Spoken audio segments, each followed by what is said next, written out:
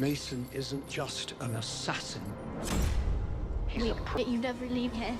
Why is that? We have a retinol match. Send them. Weapons free. He was one of the first.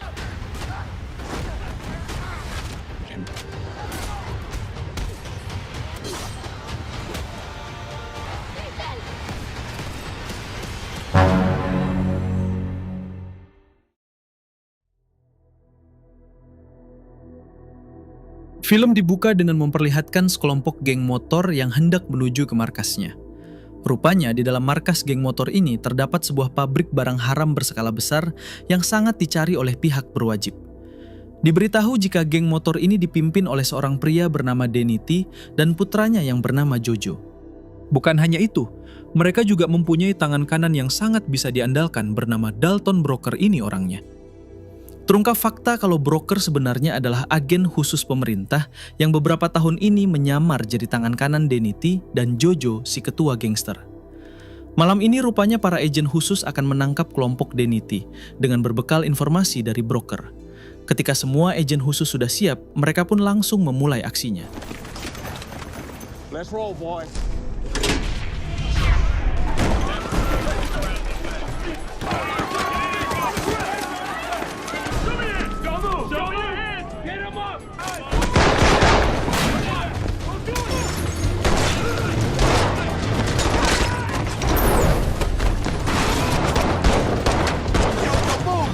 Di tengah pertempuran, Denity dan Jojo putranya berhasil kabur menggunakan mobil.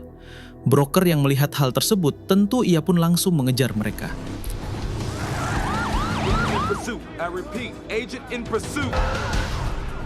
Setelah kejar-kejaran cukup lama, pada akhirnya Broker berhasil menghentikan mobil yang dikendarai Denity dan Jojo.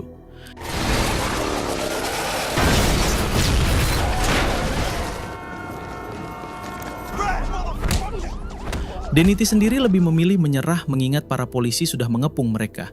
Namun Jojo yang so jago malah akan menantang para polisi dan segera mengambil senjatanya. Hingga dengan terpaksa, para polisi langsung duluan menembak Jojo sampai membuatnya tewas seketika.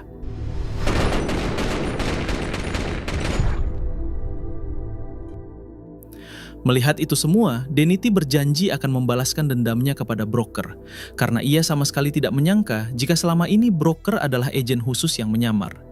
Terlihat Broker sendiri yang kecewa terhadap para polisi yang malah menghabisi Jojo, karena selama masa penyamaran Jojo sangat baik kepada Broker. Hari itu juga, Broker memutuskan untuk keluar dari agen khusus dan berencana menghilang lalu hidup normal layaknya bapak-bapak pada umumnya. 2 tahun kemudian, kita akan diperlihatkan dengan seorang anak perempuan yang sedang bermain di taman sekolah. Anak perempuan ini bernama Maddie, yang ternyata anak kandung Broker satu-satunya. Ketika Maddie sedang asik bermain, tiba-tiba ia dibully oleh salah satu temannya yang berpipi gembil. Maddie yang sudah tidak tahan lagi, kali ini ia langsung menghajarnya.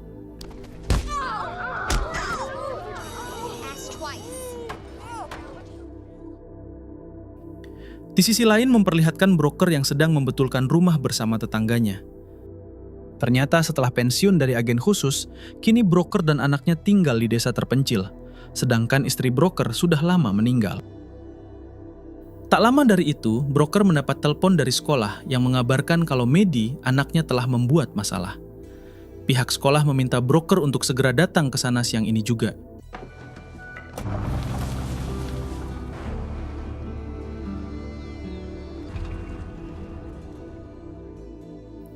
Sesampainya di sana, ternyata orang tua si gembil yang bernama Casey dan Jimmy tidak terima atas perilaku Maddie yang telah menghajar si gembil. Kemudian, Broker ditemui oleh wali kelas Maddie yang menjelaskan kronologi kejadian anaknya bisa menghajar si gembil. Namun, Broker yang sudah paham betul dengan kelakuan Maddie anaknya, ia mencoba membela dengan mengatakan jika Maddie pasti hanya membela diri. Setelah itu, Broker dan Maddie pun bergegas pulang dari sekolah. Namun ternyata, di luar, Casey dan Jimmy masih menunggu. Terlihat Casey yang mengompori Jimmy suaminya agar menghajar Broker dan juga Maddie sebagai balasan untuk mereka. Namun untungnya, di sana ada sheriff yang langsung menenangkan situasi. Di sini, broker sempat meminta maaf kepada Jimmy dan ia tidak akan pernah membiarkan Maddie melakukan hal itu lagi. Namun, ketika broker akan masuk ke mobil, tiba-tiba Jimmy hendak memukulnya dan kemudian Get him, Jimmy! Get in there! Take him down out of here! God damn it, what are you doing? Keith, what the... You gonna let him get away with that? Setelah itu, Jimmy dan Casey memutuskan untuk pergi dengan masih menyimpan dendam kepada broker atas kejadian barusan. Di tengah perjalanan, Casey memarahi Jimmy suaminya akibat terlalu lemah. Casey sangat malu karena Jimmy dapat dilumpuhkan oleh broker hanya dengan sekali gerakan. You let him make fools out of all of us in front of everybody. Dad tripped just like me. What's the plan, Jimmy?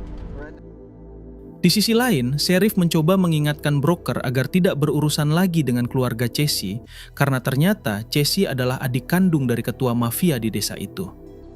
So we moved into the old Griffith place a while back.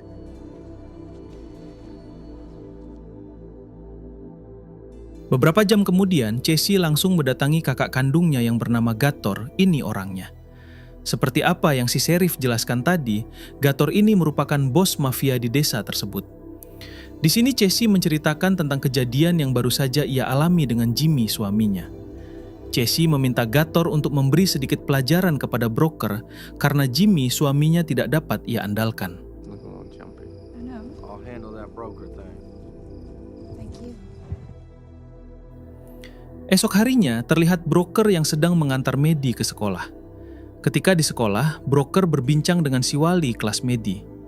Di sini, broker mengatakan kalau dirinya akan mengadakan pesta ulang tahun Maddie yang ke-10. Broker juga meminta si wali kelas untuk mengatur acara pestanya. Mendengar hal tersebut, tentu si wali kelas merasa senang dan ia menerima tawaran dari broker. Ketika akan pergi, si wali kelas meminta broker agar sebaiknya meminta maaf lagi kepada Jimmy atas kejadian kemarin. This town had an emergency room. Now you're catching on. Setelah itu, broker pun langsung pergi mendatangi Jimmy di tempat kerjanya. Ketika bertemu broker, langsung meminta maaf dan berharap keluarga Jimmy melupakan kejadian kemarin. Melihat ketulusan broker, Jimmy pun langsung memaafkannya, dan broker telah menganggap semua masalah ini selesai.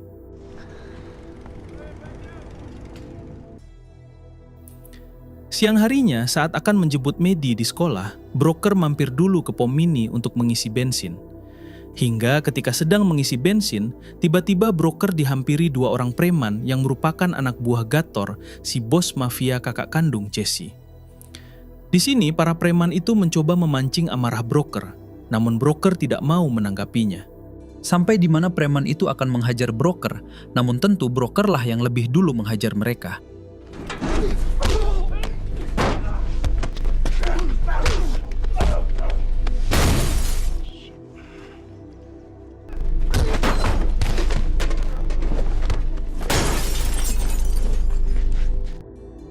Setelah melumpuhkan kedua preman tersebut, broker bertanya siapa yang telah mengirim kalian. Akan tetapi, preman itu tidak mau membuka mulut.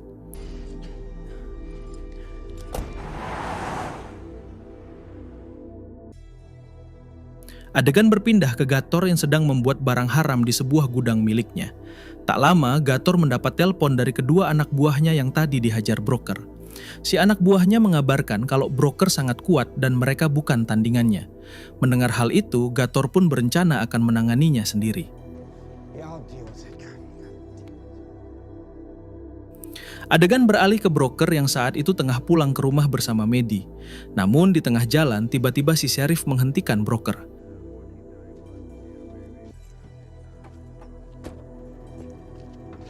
Oh, you can stay in there, little girl. This won't take too long. Di sini, si sheriff mengatakan jika sebaiknya broker tidak membuat masalah di desa ini.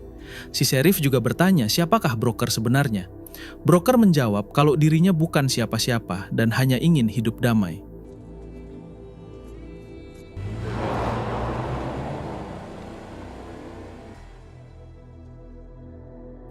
Sore harinya, broker dan Maddie memutuskan untuk bermain kuda di kebun belakang rumahnya.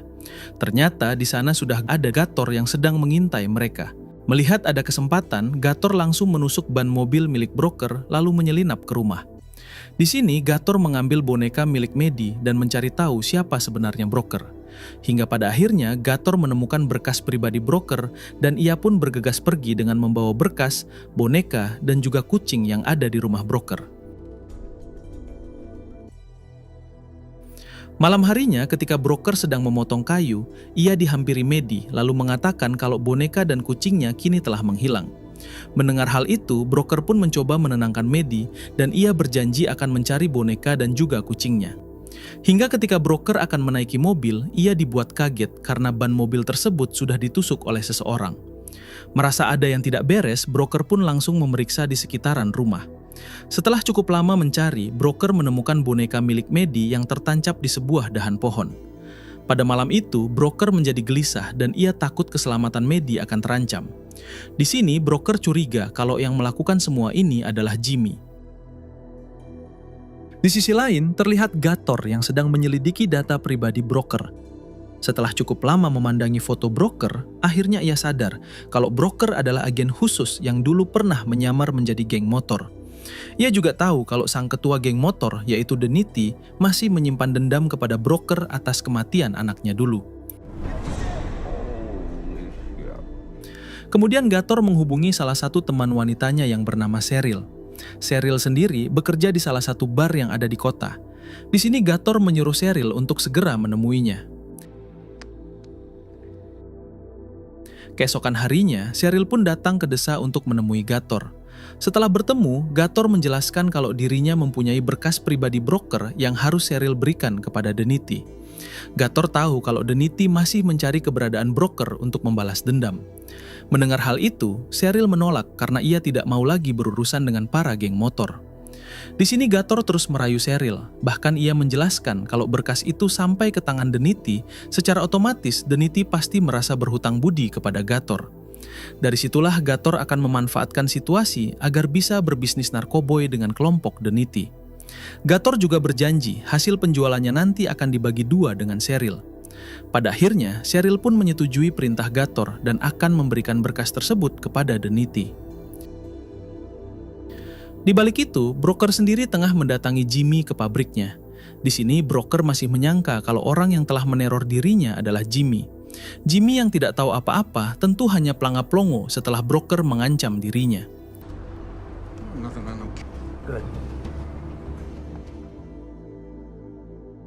Kemudian broker membeli boneka dan pulang ke rumah dengan membawa sebuah boneka baru untuk Maddie. Rupanya Maddie menjadi susah tidur setelah boneka kesayangannya hilang.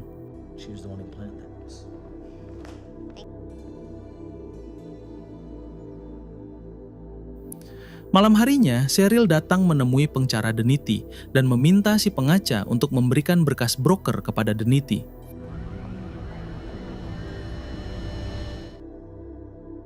Dengan segera, si pengacara mendatangi Deniti yang saat ini masih dalam masa tahanan.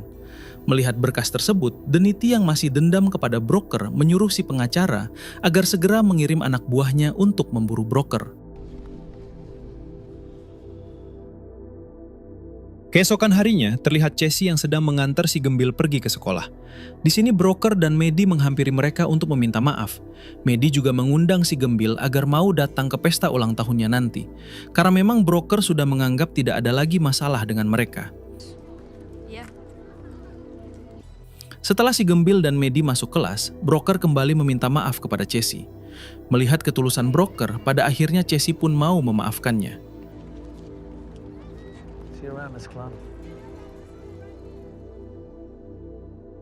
Ketika di rumah, broker dan tetangganya langsung membuat dekorasi untuk pesta ulang tahun Maddie. Di sini broker curhat kepada si tetangga kalau kemarin rumahnya sempat didatangi penyusup. Broker curiga kalau penyusup itu adalah Jimmy. Mendengar hal itu, si tetangga mengatakan kalau Jimmy adalah pria penakut dan Jimmy tidak mungkin melakukan hal tersebut.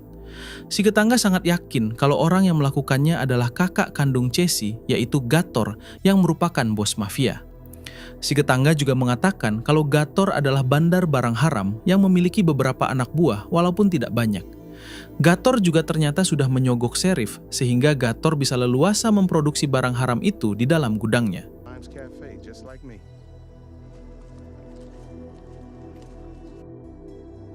Singkat cerita, pesta ulang tahun Maddie pun berlangsung.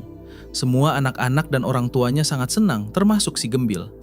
Terlihat broker juga semakin dekat dengan si wali kelas yang ternyata bernama Susan.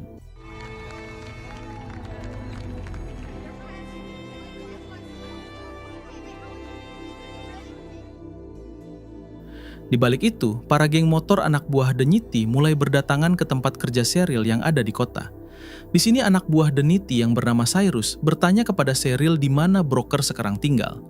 Diketahui, Cyrus ini adalah orang paling brutal daripada anggota geng lain. Cheryl menjawab sebelum dirinya mengatakan keberadaan broker, Cheryl dan Gator meminta Cyrus untuk mau bekerja sama dalam memasarkan barang haramnya.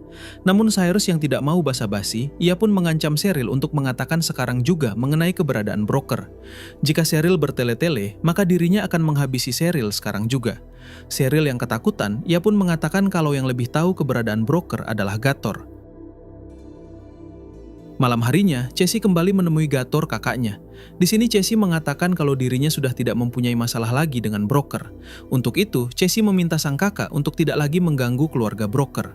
Tell you that I dealt with Broker, the girl's father. Sementara broker menghubungi salah satu teman agen khususnya untuk mencari tahu siapa Gator.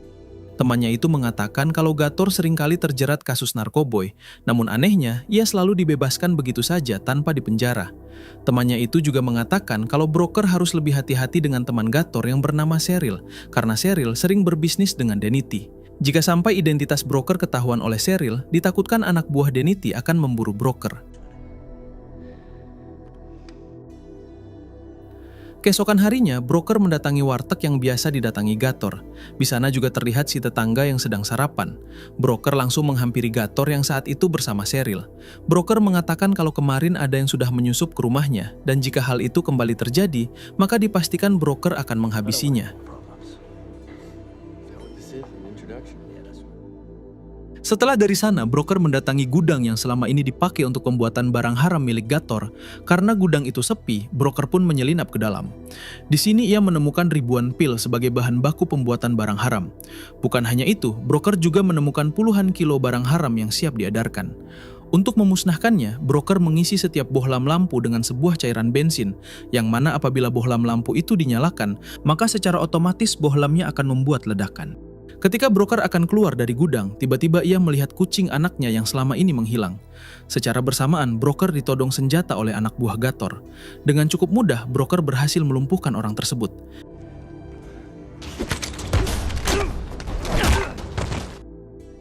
Hingga ketika broker akan mengambil kucingnya, tiba-tiba broker disiksa oleh anak buah Gator yang dulu pernah menyerangnya di pom bensin. Mereka sengaja tidak langsung menghubungi Gator karena ingin menyiksanya terlebih dulu. Namun saat anak buah Gator menjelek-jelekan Medi anaknya, inilah yang dilakukan broker.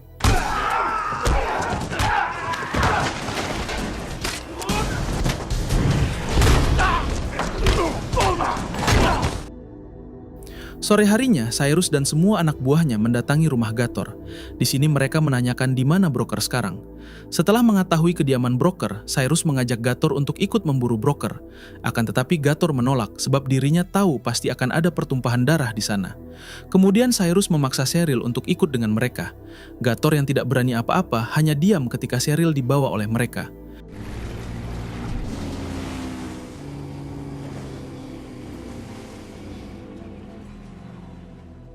Di balik itu, tetangga broker sedang akan memasukkan kuda-kuda milik broker ke dalam mobil, sebab broker berencana akan pindah dari kampung ini.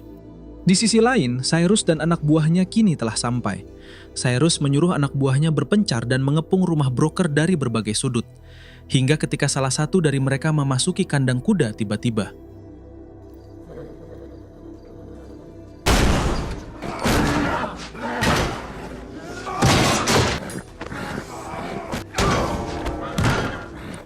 Di sini, si tetangga akhirnya berhasil menghabisi satu anak buah Cyrus. Kemudian, si tetangga menekan-nekan klakson mobil agar broker sadar kalau situasi sedang tidak aman. Namun dari kejauhan, Cyrus langsung menembaknya. Mendengar suara tembakan, broker segera menyuruh Medi untuk bersembunyi di tempat aman. Ia juga menyuruh Medi untuk segera menghubungi polisi. Broker lalu membawa senjata hingga terjadilah baku tembak yang sangat membrutalkan.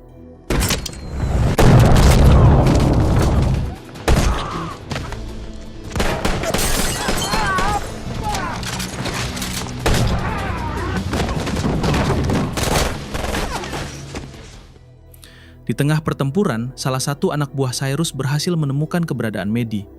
Maddie pun segera berlari ke arah hutan. Sementara itu, broker yang sudah berhasil menghabisi mereka, ia pun segera mengejar Maddie yang saat ini sedang dikejar oleh salah satu anak buah Cyrus. Hingga ketika anak buah Cyrus akan menembak Maddie tiba-tiba, ternyata broker lebih dulu menghabisinya. Sekarang, broker merasa aman sebab para geng motor itu telah dibereskan. Namun tiba-tiba inilah yang terjadi. Broker dan Cyrus harus berduel sementara Maddie kembali berlari ke arah sungai. Di sini, Maddie bertemu dengan Cheryl dan memohon kepada Cheryl untuk membantu menyelamatkan ayahnya. Namun Cheryl malah menculik Maddie dan segera membawanya pergi ke gudang milik Gator.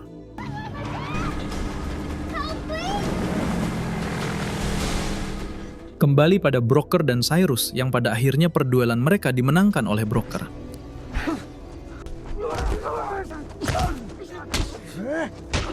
Broker juga sempat melihat kalau anaknya kini tengah dibawa kabur oleh Cheryl.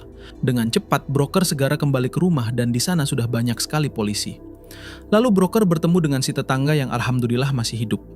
Kemudian broker bergegas pergi untuk mencari Maddie menggunakan mobil polisi. Di balik itu, Gator dan Cheryl sedang bertengkar karena Cheryl malah membawa Maddie ke gudangnya. Gator tidak mau gudang pembuatan barang haramnya sampai ketahuan oleh kantor pusat kepolisian. Sebab yang ia sogok hanyalah si sheriff seorang. Hingga tak lama kemudian, datanglah Casey dan Jimmy ke sana. Gator segera menyuruh Cheryl untuk menyembunyikan Maddie. Hingga tak lama, Maddie berteriak yang membuat Casey sadar kalau Gator telah ikut bersekongkol menculik Maddie.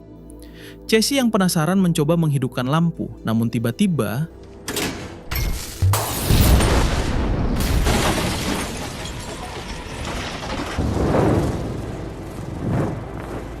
ternyata jebakan yang sebelumnya dibuat broker berhasil meluluh lantahkan gudang pabrik tersebut. Gator yang sangat kesal, ia pun segera merebut kembali Maddie dari tangan Casey yang saat itu hendak menyelamatkan Maddie. Namun karena Casey menolak, dengan terpaksa Gator malah menembak perut Casey adiknya sendiri.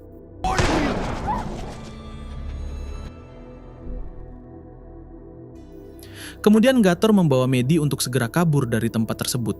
Namun bersamaan dengan itu, tiba-tiba broker datang, hingga terjadilah kejar-kejaran antara mereka.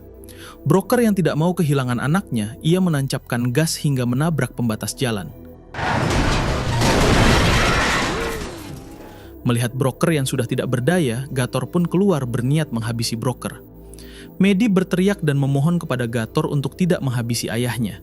Hal tersebut tentu membuat Gator lengah dan broker langsung menghajar Gator.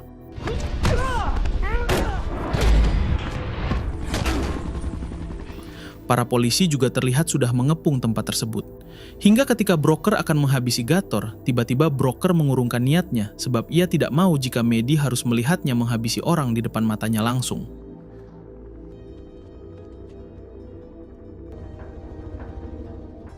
Pada akhirnya, Cheryl dan Gator akan dijebloskan ke penjara yang ada di kota.